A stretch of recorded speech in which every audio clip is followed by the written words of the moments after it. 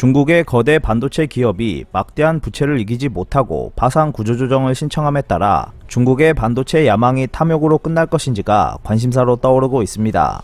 피커TV에서 자세한 내용 전해드리겠습니다. 2020년 11월 이후 수차례 회사채 디폴트에 빠지면서 근근히 버티던 세계 3위 스마트폰용 반도체 설계기업 칭화유니 그룹이 지난 7월 9일 막대한 부채로 인해 파산 구조조정 절차를 신청했다고 밝혔습니다.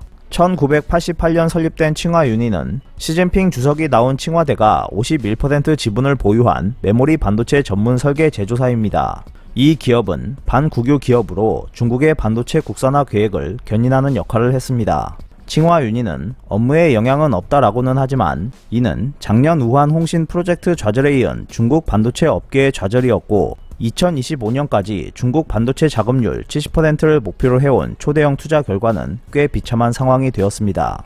중국 언론에 따르면 칭화유니의 부채는 이미 2천억 위안을 넘어섰습니다. 칭화유니는 채무 상환에 필요한 자산과 능력이 분명히 부족하지만 채권단은 기업 재편 가치가 있기 때문에 법원에 파산 구조조정 절차를 신청했다고 밝혔습니다. 파산 구조조정을 신청한 채권인은 안우이성 허페이시에 본사를 둔 휘상은행입니다. 휘상은행은 2019년 포브스 중국 기업 순위 중국 500대 기업에서 289위를 차지하고 있는 우량 기업입니다. 칭화유니는 전 세계에 4만 명 이상의 직원을 거느리고 있고 세계 심카드 시장에서 약 20%의 점유율을 차지하고 있습니다. 총 자산은 3천억 위안이며 300개에 가까운 자회사를 거느리고 있고 간접 출자한 기업은 1000개가 넘습니다. 그런데 여기서 한 가지 의문은 이러한 대기업이 왜 은행으로부터 파산 구조조정 제의를 받았을까라는 것입니다. 중국에서 국가 프로젝트를 이끄는 기업이라면 국가와 당이 후원하는 기업이기 때문에 채무 불이행이라는 것은 없을 것이고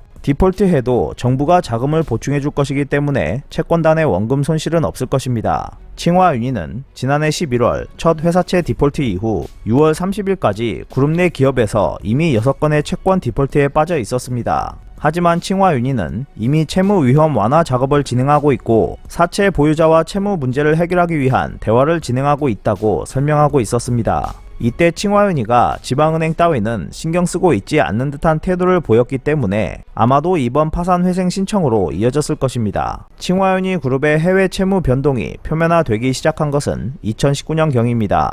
칭화유니는 자회사의 해외 채무가 증가하고 있었지만 경영 상황은 정상이라고 강변해 왔습니다. 중국과 해외에서 회사채 디폴트가 발생하기 시작해도 칭화유니는 자금은 충분하고 유동성은 안정돼 있다라고 줄곧 말해왔습니다. 2019년 칭화유니의 재무제표에 따르면 이자를 포함한 그룹의 부채는 전년 동기 대비 209억 위안 감소한 1402억 위안이었습니다. 그러나 부채는 계속 늘어나 이미 2천억 위안을 넘어선 것으로 나타났습니다. 중국 기업정보 데이터뱅크 윈드에 따르면 현재 칭화유니의 디폴트 총액은 원금과 이자를 포함해 68억 8,300만 위안이었습니다. 2021년 12월 말까지 추가로 13억 위안 규모의 채무 만기가 돌아오므로 아마도 2021년 말에는 상환 기한이 지난 채무가 80억 위안 이상이 될 것입니다. 2020년 재무가 아직 발표되지 않았지만 2019년 자료를 바탕으로 하면 칭화유니의 총 자산은 2,977억 6,200만 위안이고 총 부채는 2,197억 4,700만 위안입니다.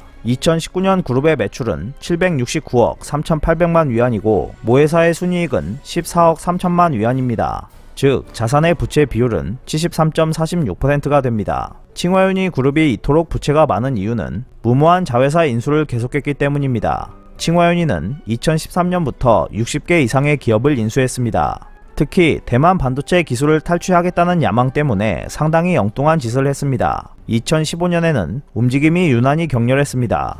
칭화유니는 2015년 미국 휴렛 패커드의 자회사인 H3C 테크놀로지스의 지분 51%를 25억 위안에 사들였습니다. 이어 같은 해 11월에는 대만의 패키징 검사 업체인 파워텍 테크놀로지스의 지분 25%를 194억 대만 달러에 취득했다고 발표했습니다. 이때 칭화유니는 최대 주주가 되어 임원 자리를 차지했고 당시 대만에는 반도체 업계에 파고든 최초의 중국 자본이라고 보도되었습니다. 칭화유니는 이에 만족하지 않았고 이어 자오웨이 회장은 만약 대만 법이 허락한다면 조속히 미디어텍과 합작하겠다고 말했습니다. 대만 미디어텍은 시스템 반도체의 설계와 개발만을 수행하는 팹리스 업체입니다. 중국 당국은 이에 대해 대만 반도체 산업을 압박하며 시장을 개방하지 않으면 대만 브랜드와 대만 제조 칩 및 관련 상품의 수입 금지 조치를 취하겠다고 위협했습니다. 이 움직임에 위기감을 더해간 것이 대만 반도체 분야 지식인들입니다. 칭화윤희의 대만 기업 인수 공세가 대만의 명운을 좌우하고 세계 반도체 산업의 판도를 바꿀 수 있다고 봤기 때문입니다. 미디어텍이 칭화윤희에 팔려 대만 기업으로서 자율 경영을 할 수 없게 되면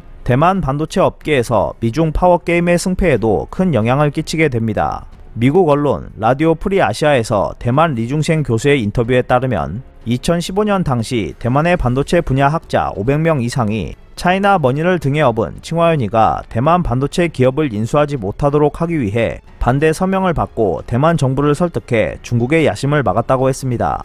또한 리중센 교수는 만약 그때 칭화윤희와 미디어텍의 합작을 막지 못했다면 아마 미국은 대만을 믿을 수 없다고 판단했을 것이고 비참하게 되었을 것이다. 일단 중국 자본이 들어오면 불가역이라 대처할 수 없었다. 트럼프의 미중 무역 경제 전쟁 때 대만은 미중 어느 진영에 들어가느냐에 따라 진퇴양난에 빠져 있었을 것이다. 중국은 경제를 정치 목적으로 이용하는 것에 성공했을 것이다 라고 말했습니다. 대만의 반도체 산업은 미국의 기술 이전에 의해 발전해 왔습니다. 그것이 중국 기업에 인수됐으면 대만 반도체 업계는 미중 반도체 전쟁에서 중국 진영으로 간주돼 제재 대상이 되었을 것입니다. 나아가 중국이 대만의 반도체 기술을 탈취함으로써 시진핑의 반도체 국산화 계획의 성패도 달라졌을 것이고 그에 따른 미중 5G 전쟁의 승패와 미국의 중국 하이테크 업체 디커플링 정책의 결과도 크게 달라지게 되었을 것입니다.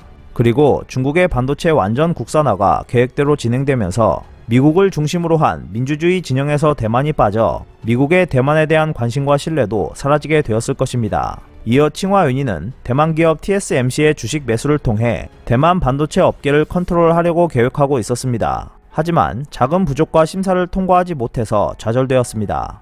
TSMC는 2016년 난징에 진출해 최초의 12인치 웨이퍼 공장을 설립했는데 이는 이런 중국과의 반도체 시장 파워게임에서 타협의 산물이었습니다. TSMC 난징 공장은 TSMC가 특별하게 독자적으로 건설했지만 중국은 거대 시장을 미끼로 기술 이전을 강요했습니다. 또한 TSMC 난징 공장의 현지 고용자로부터의 제조 관련 기밀 정보 누설도 염려되었습니다. 결국 대만 반도체 산업은 미중 갈등 틈바구니에서 트럼프 행정부의 미국 진영으로 들어가는 것으로 방향을 틀었습니다. 이에 따라 칭화윤희의 대만 반도체 기술 탈취 야망은 깨져버렸고 지금까지 돈으로 기업을 인수했던 피해가 지금의 파산 위기로 연결되었습니다. 리중생 교수는 칭화윤희가 반도체 업계에서 원천 기술 없이 돈으로 해결하려 했던 것이 추락한 이유라고 설명했습니다.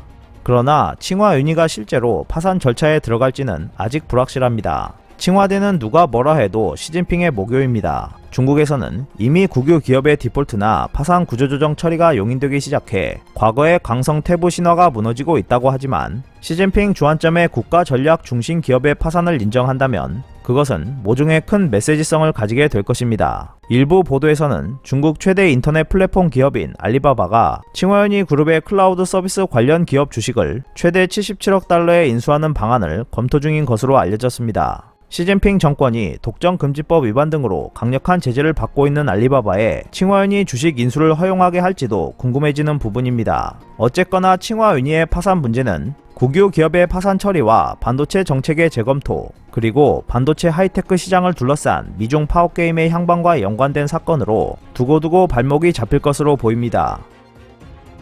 오늘 준비한 소식은 여기까지입니다. 끝까지 시청해주셔서 감사합니다. 여러분의 좋아요와 구독은 영상 제작에 큰 힘이 됩니다. 앞으로도 피커TV에 많은 관심 부탁드리겠습니다. 오늘도 즐겁고 멋진 하루 보내세요. 다음 영상에서 뵙겠습니다.